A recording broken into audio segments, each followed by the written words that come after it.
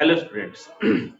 हम लोग पिछले क्लास में ज्योमेट्रिकल आइसोमर्स का नंबर निकालने का ये फॉर्मूला पढ़ रहे थे कि किसी भी मॉलिक्यूल में कितने ज्योमेट्रिकल आइसोमर्स हो सकते हैं।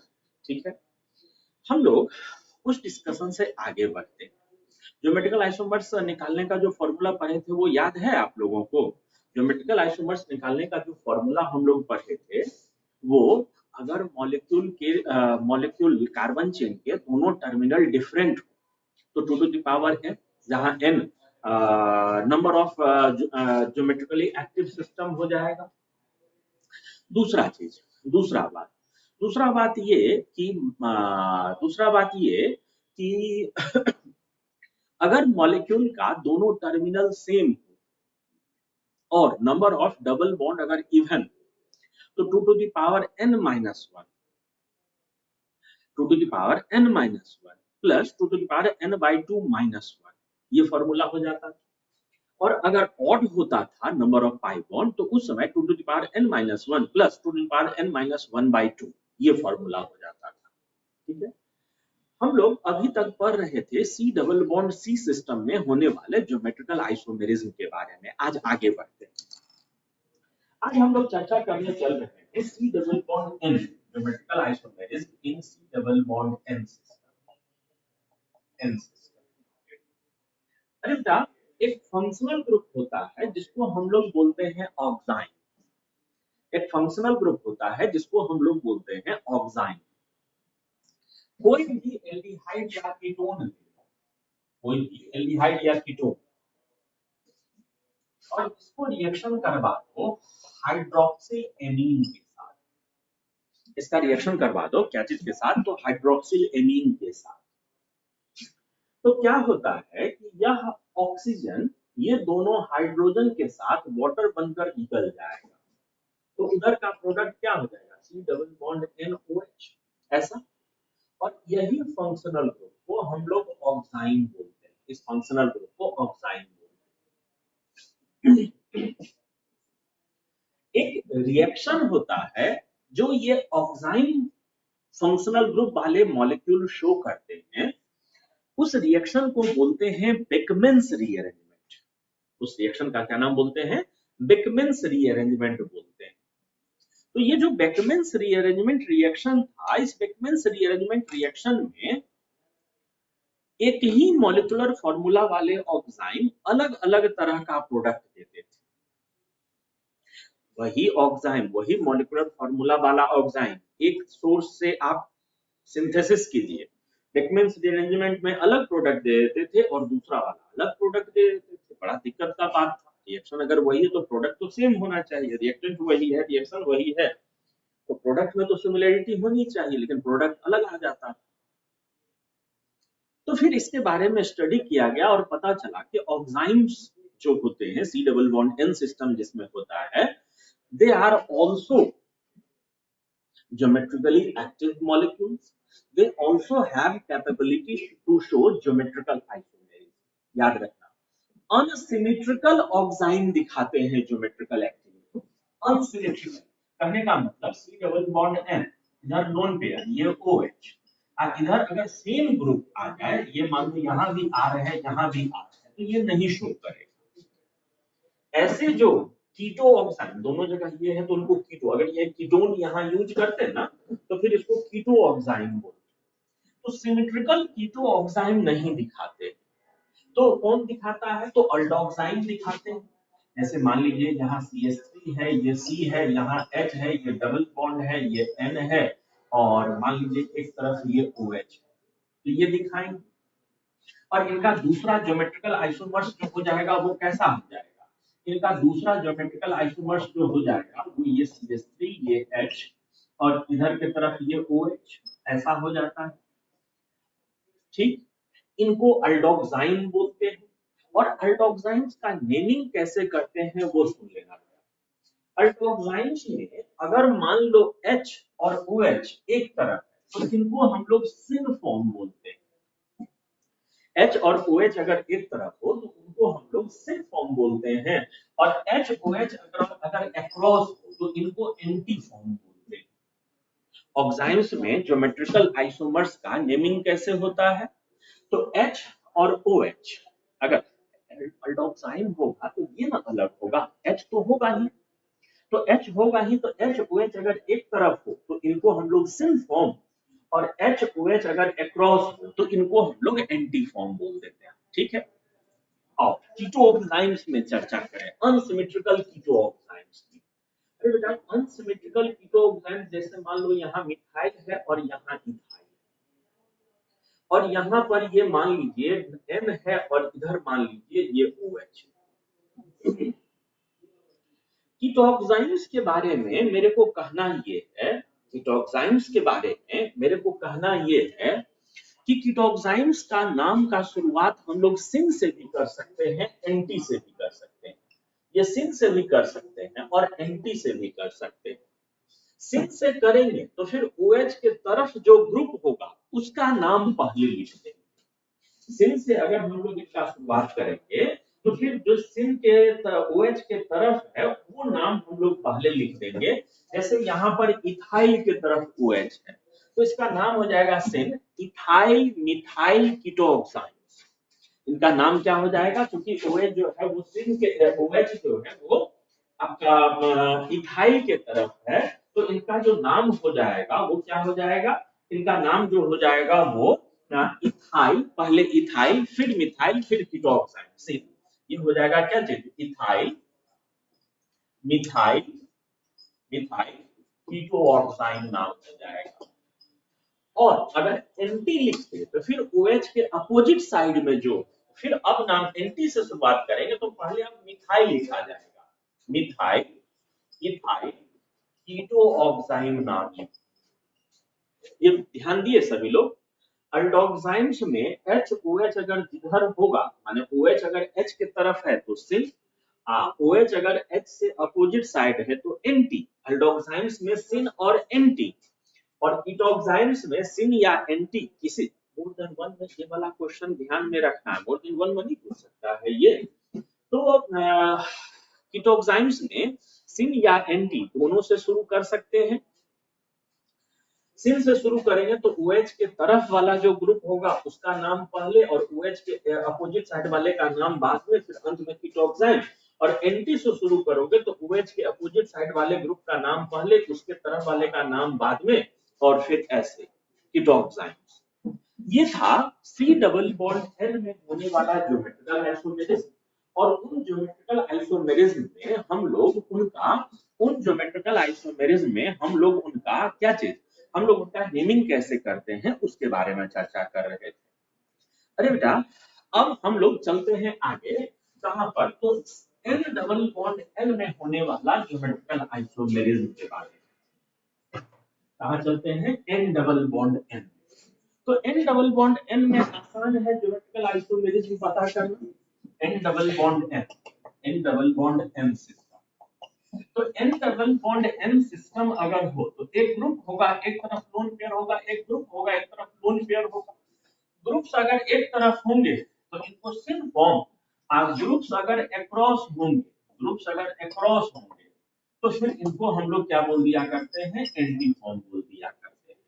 ठीक है, इनको, इस फंक्शनल ग्रुप को हम लोग डाई एजो कंपाउंड्स बोला करते हैं, इनको हम लोग डाई एजो कंपाउंड्स बोला करते हैं।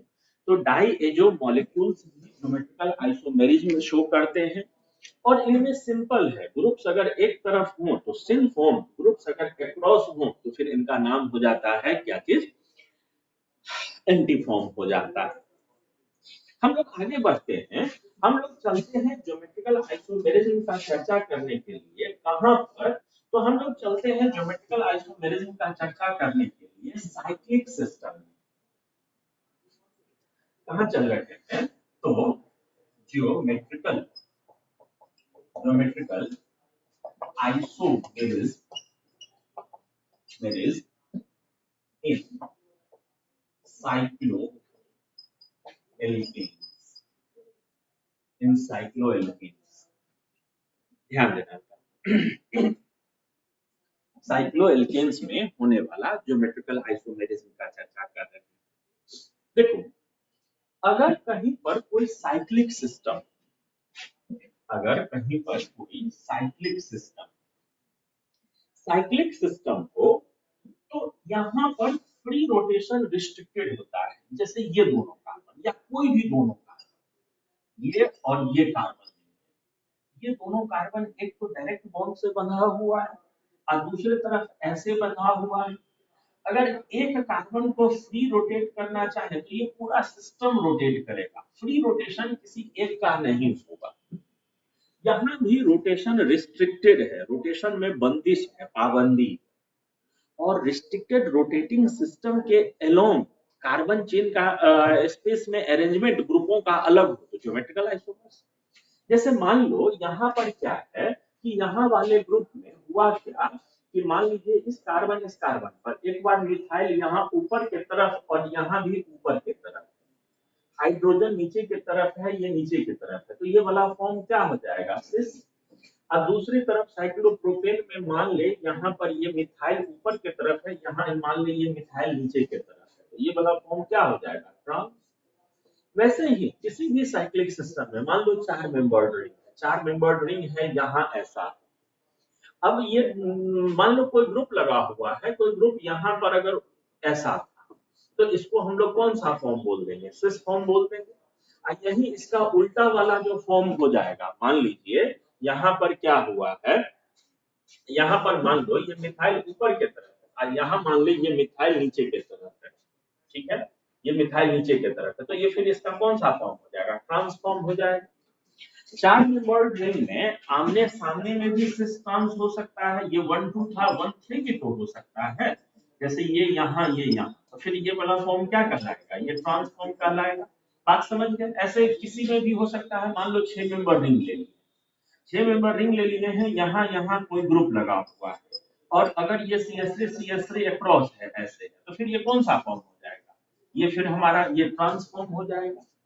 तो साइक्लोएल्केन वाले जो सिस्टम हैं वह भी ज्योमेट्रिकल एक्टिविटी दिखा सकते हैं, वो भी ज्योमेट्रिकल आइसोमेरिज्म दिखाते हैं, ठीक है। साइक्लिक सिस्टम जो होता है वह भी ज्योमेट्रिकल एक्टिविटी शो किया करते हैं, ज्योमेट्रिकल आइसोमेरिज्म दिखाया करेंगे, ठीक। तो ये हम लोग अभी पढ़ रहे थे ज्योमेट्रिकल आइसोमेरिज्म के बारे में, ज्योमेट्रिकल आइसोमेरिज्म। तो हम लोग साइक्लिक सिस्टम में होने वाले ज्योमेट्रिकल आइसोमेरिज्म के बारे में बात कर रहे हैं। साइक्लिक सिस्टम में अगर नंबर ऑफ ज्योमेट्रिकल आइसोमर्स निकालना हो तो कैसे करेंगे, देखो। जैसे मान लो कि 4 मेंबर और यहाँ पर 2 ही ग्रुप लगा हुआ, तो 2 ग्रुप लगा हुआ हो तो एक बार दोनों मिथाइल एक तरफ तो उसको सिस, और एक बार दोनों मिथाइल जो हो जाएगा वो अक्रॉस हो जाएगा, एक ऊपर एक नीचे हो जाएगा, तो ट्रांसफॉर्म हो जाएगा। लेकिन अगर 2 से ज्यादा ग्रुप हो तो फिर, अगर 2 से ज्यादा ग्रुप हो तो फिर क्या करेंगे हम लोग, जैसे मान लो हम लोगों के सामने एक मॉलिक्यूल है जिसमें यहाँ पर 6 कार्बन है और हर कार्बन पर एक एक क्लोरीन लगा हुआ है, हर कार्बन पर एक एक क्लोरीन लगा हुआ है। बेटा इस मॉलिक्यूल को हम लोग बोलते हैं हेक्साक्लोरोबेंजीन। इस जो मॉलिक्यूल आपके सामने है इसको हेक्साक्लोरोबेंजीन बोलते हैं, बेंजीन हेक्साक्लोराइड, गैमेक्सीन, बहुत सा नाम से ये इंसेक्टिसाइड के रूप में यूज होता है। अब देखना, अगर हमको बोला जाए कि इस मॉलिक्यूल के कितने पॉसिबल ज्योमेट्रिकल आइसोमर्स होंगे वो बताइए, तो यहाँ पर हम लोगों को थोड़ा सा समय लगाकर इसका निकालना पड़ेगा। निकालते कैसे हैं वो देखो। अरे क्या इसका सबसे पहला ज्योमेट्रिकल फॉर्म हो सकता है जिसमें सारे के सारे क्लोरीन एक ही डायरेक्शन में हो, या तो वो ऊपर के तरफ हो या तो वो बॉटम के तरफ हो, सारे के सारे एक ही डायरेक्शन में हो। तो डॉट डॉट डॉट से जो बॉन्ड दिखाते हैं इसका मतलब वो नीचे की तरफ है, और सॉलिड वेज करके दिखाएंगे इसका मतलब वो ऊपर की तरफ है। तो मान लो सब जो है वो डॉट डॉट डॉट से लगा हुआ है, सब जो है वो डॉट डॉट डॉट से लगा हुआ है क्लोरीन, ये इसका एक फॉर्म हो गया, ठीक है। अगला बार क्या करते हैं कि मान लीजिए इसमें से कोई एक क्लोरीन अपना प्लेन चेंज कर लिया, बाकी सब अपने जगह पर है, और एक क्लोरीन सॉलिड बेस से ऊपर की तरफ, बाकी सब जो है वो अपने जगह पर प्लेन के नीचे की तरफ। तो ये अलग सा दिख रहा है, इसमें सारे प्लेन के नीचे की तरफ थे या सारे प्लेन के ऊपर की तरफ थे, एक ही बात है। और ये अलग तरह का दिखेगा, एक सब बाकी सब एक तरफ है, एक एक तरफ। इसका अगला फॉर्म कैसा हो जाएगा? अरे बेटा इसका अगला फॉर्म हो जाएगा, इसका अगला फॉर्म हो जाएगा जिसमें दो, कोई दो एक तरफ रखो, या उधर बनाते हैं, इधर दिखना दिख तो रहा है, दो एक तरफ। तो दो एक तरफ मान लो ये दो जो है वो सॉलिड वेज से कर दिए हैं, बाकी सब डॉट डॉट डॉट से है, बाकी सब डॉट डॉट डॉट से लगे हुए हैं। अच्छा, कोई दो एक तरफ में दोनों का पोजीशन भी तो चेंज कर सकते हैं, ये बगल बगल है, 1 2 है, अगला बार में 1 3 भी तो कर सकते हैं। कोई दो जो होगा वो प्लेन के एक तरफ होगा, लेकिन ये 1 होगा और ये 3 होगा, बाकी सब जगह जो होगा वो डॉट डॉट डॉट से क्लोरीन लगा हुआ होगा। अगला 1 3 कर सकते हैं, दो ही एक तरफ रखना है, लेकिन 1 3 वाला भी तो हो सकता है, 1 या 3, 1 या 3 पर दो क्लोरीन प्लेन के ऊपर, बाकी सब प्लेन के नीचे, या दो प्लेन के नीचे बाकी सब प्लेन के ऊपर। वो देखने का नजरिया है, आप ऊपर से देखिए तो अलग तरह दिखेगा, मॉलिक्यूल के दूसरी तरफ से देखिए तो अलग तरह का दिखेगा। तो दो ग्रुप अगर एक तरफ हो तो ये तीन फॉर्म संभव है। अभी तक कितने ज्योमेट्रिकल आइसोमर्स हो गए हैं? एक, ये हो गया दो, ये हो गया तीन, ये हो गया चार, ये हो गया पांच। ये कितने ज्योमेट्रिकल आइसोमर्स इसके संभव थे? ठीक है, अब देखो यहाँ पर, अरे बेटा इसका अगला इसका अगला में तीन एक तरफ, तीन दूसरे तरफ करो। तो तीन एक तरफ करने वाले लिस्ट में पहला में हम लोग क्या करते हैं कि तीन लगातार प्लेन के ऊपर ले लेते हैं, तीन लगातार प्लेन के ऊपर ले, और तीन जो है वो डॉट डॉट डॉट से प्लेन के नीचे की तरफ ले, तीन लगातार प्लेन के ऊपर की तरफ, तीन लगातार प्लेन के नीचे की तरफ कर दो। ये छठा फॉर्म हो गया। अब देखो तीन वाले में क्या करते हैं कि तीन वाले फॉर्म में क्या करते हैं कि एक को एक पोजीशन चेंज करवा देते हैं, माने 1 2 4 ले लेते हैं, 1 2 3 नहीं 4 ले। अरे बेटा एक बात ध्यान दे, अगर इस ग्रुप को यहां करते हैं तो फिर इधर से 1 2 4 हो जाएगा, माने यही मॉलिक्यूल फिर से बन जाएगा। तो इसको उठाकर यहां नहीं कर सकते, इसको उठाकर यहां करेंगे तो फिर वो लगातार तीन जो है वो बन जाएगा। तो अब इसमें और क्या कर सकते हैं, तो तीनों को अल्टरनेट पोजीशन पर रख सकते हैं, तीनों को हम लोग क्या कर सकते हैं, अल्टरनेट पोजीशन पर रख सकते हैं। तीनों को अल्टरनेट पोजीशन पर रख दिए तो वो अलग, ये 6 हो गया, ये 7 हो गया और ये 8 हो गया। तो बेंजीन हेक्साक्लोराइड का टोटल जो ये हो जाता है वो कितना हो जाता है, टोटल जो हो जाता है वो कितने आइसोमर हो गए हैं, टोटल जो हो गए हैं वो टोटल जो हो गए हैं वो कितने आइसोमर हो जाते हैं, 8 हो जाते हैं। टोटल जो हो जाते हैं वो कितने आइसोमर हो गए हैं, 8 आइसोमर हो गए। ठीक है, तो ये साइक्लिक सिस्टम में अगर नंबर ऑफ ज्योमेट्रिकल आइसोमर्स निकालना हो तो इस तरह से हम लोग थोड़ा सा समय निकालकर इसको हम लोग बना सकते हैं। ये हम लोग चर्चा कर रहे थे ज्योमेट्रिकल आइसोमर्स के बारे में। ज्योमेट्रिकल आइसोमर्स के बाद हम लोगों को जिस टॉपिक पर चर्चा करना है उसको हम लोग बोलते हैं ऑप्टिकल आइसोमर्स। ऑप्टिकल आइसोमर्स ज्यादा पूछा जाने वाला टॉपिक है, इस पर क्वेश्चंस ज्यादा पूछे जाते हैं, इसको ज्यादा ध्यान से सुनने का काम। ऑप्टिकल आइसोमर्स वाले भाग से ज्यादा क्वेश्चंस आते हैं। तो ऑप्टिकल आइसोमर्स होता क्या है, इसका बेसिक फॉर्मूला डेफिनेशन क्या होता है वो समझिए। हम लोग चर्चा करने चल रहे हैं ऑप्टिकल आइसोमर्स के बारे में। ऑप्टिकल आइसोमर्स कहते किसको? तो ऑप्टिकल आइसोमर्स समझने के पहले हम लोग एक टॉपिक समझते हैं, पोलराइज्ड लाइट। उसके बाद ऑप्टिकल आइसोमर्स का डेफिनेशन पे चर्चा करेंगे। हम लोग चर्चा करने चल रहे हैं क्या चीज के बारे में, तो पोलराइज्ड लाइट क्या चीज होता है। सुन, अगर कहीं पर नॉर्मल सोर्स ऑफ लाइट है तो इसके लाइट के वेव्स हर डायरेक्शन में वाइब्रेट कर रहे होंगे, हर डायरेक्शन में मूव कर रहे होंगे। अब क्या करते हैं हम लोग कि नॉर्मल लाइट के सोर्स के रास्ते में यहाँ एक निकोल प्रिज्म लगा देते हैं। यहाँ पर हमने क्या कर दिया है कि एक निकोल प्रिज्म लगा दिया है। ये निकोल प्रिज्म है। निकोल प्रिज्म क्या होता है सर? निकोल प्रिज्म टर्म क्या होता है? अरे बेटा, निकोल प्रिज्म एक वास्तविक में दो प्रिज्मों का, अलग अलग प्रिज्मों का कॉम्बिनेशन होता है। निकोल प्रिज्म वास्तविक में दो अलग अलग तरह के प्रिज्मों का कॉम्बिनेशन होता है। दो प्रिज्म ले लीजिए और उनके बेस को कैल्साइट मिनरल के हेल्प से जोड़ दीजिए।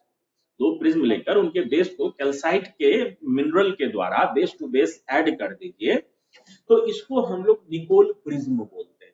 इस चीज को हम लोग क्या बोल रहे होते हैं? Nicol prism. ठीक है।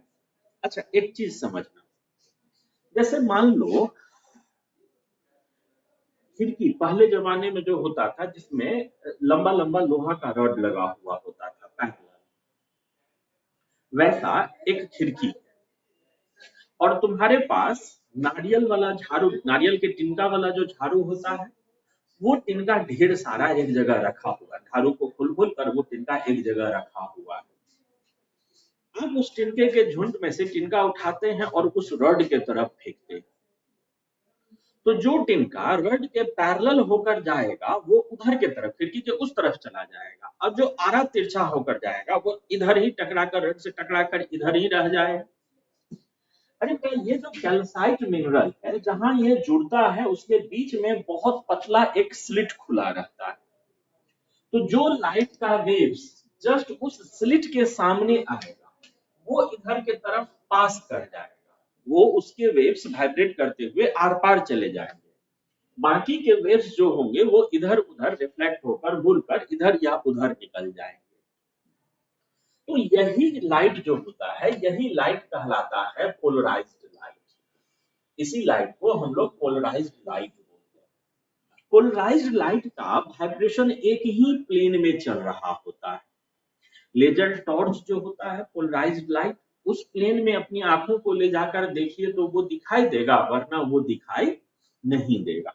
इसको पोलराइज्ड लाइट, और जिस प्लेन में पोलराइज्ड लाइट ट्रेवल कर रहा होता है उसको plane of polarised light, PPL, plane of polarised light बोलते हैं।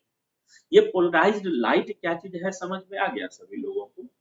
जिस प्लेन में अगर कोई लाइट के वेव्स सिर्फ सिंगल प्लेन में ट्रेवल कर रहे होते हैं तो उसको पोलराइज्ड लाइट बोलते हैं। अरे बेटा, अब ऑप्टिकल आइसोमर्स का डेफिनेशन समझना। ऑप्टिकल आइसोमर्स किसको बोलते हैं, इसका डेफिनेशन समझना सभी लोग। एक ही मॉलिक्यूलर फॉर्मूला और एक ही स्ट्रक्चर वाले दो मॉलिक्यूल, एक ही मॉलिक्यूलर फॉर्मूला वाले और एक ही स्ट्रक्चर वाले दो मॉलिक्यूल, एक ही फॉर्मूला और एक ही स्ट्रक्चर वाले दो मॉलिक्यूल जिनका पोलराइज्ड लाइट के साथ बिहेवियर अलग अलग हो, जिनका पोलराइज्ड लाइट के साथ बिहेवियर अलग अलग हो, वह एक दूसरे के ऑप्टिकल आइसोमर्स कहलाते हैं। Two molecules having same molecular formula as well as structure, when have difference in behavior with polarized light, when have difference in behavior with polarized light, then they are called what? Optical isomers. Optical isomers polarized light के साथ अलग अलग behaviour करें तो optical isomers. एक बात ध्यान देना, एक ही मॉलिक्यूलर फॉर्मूला, एक ही स्ट्रक्चर वाला दो मॉलिक्यूल है, इसमें पोलराइज्ड लाइट के प्लेन को 5 डिग्री दाहिने तरफ रोटेट कर दिया। माने इसके रास्ते में अगर हमने, देखो इसके रास्ते में अगर हमने कोई कंपाउंड रखा, थोड़ा सा दिख नहीं रहा है तो इसको थोड़ा सा रोटेट करने का प्रयास करते हैं, अब दिखेगा। देखो, जैसे मान लो ये पोलराइज्ड लाइट था और इसके रास्ते में कोई ऑर्गेनिक कंपाउंड रखा, और ये पोलराइज्ड लाइट के प्लेन, यहाँ ये जितना एंगल बना रहा था उस एंगल को चेंज कर दे। मान लो ये ऐसा कर दिया, थोड़ा सा चेंज कर दिया, तो फिर इसको बोलेंगे ऑप्टिकली एक्टिव। और अगर ये इसके पोलराइज्ड लाइट के एंगल को चेंज नहीं करता है तो फिर इसको हम लोग, इस कंपाउंड को बोलते हैं ऑप्टिकली इनएक्टिव।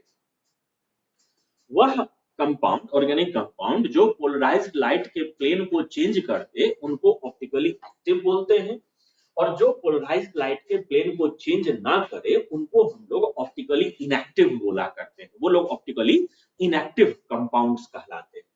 ठीक है। अच्छा, ऑप्टिकल आइसोमर्स का डेफिनेशन क्या बोले थे कि दो मॉलिक्यूल हो, दोनों मॉलिक्यूल का मॉलिक्यूलर फार्मूला सेम हो, स्ट्रक्चर सेम हो, लेकिन पोलराइज्ड लाइट के साथ बिहेवियर अलग अलग। एक प्लेन चेंज कर माने देखो, जैसे दो मॉलिक्यूल, दोनों मॉलिक्यूल का मॉलिक्यूलर फार्मूला स्ट्रक्चर सेम है, एक पोलराइज्ड लाइट को दाहिने तरफ रोटेट करता है और एक पोलराइज्ड लाइट को बाएं रोटेट करता है, तो ये दोनों एक दूसरे के ऑप्टिकल आइसोमर्स हो गए। बेटा मेरे को पूछना ये है कि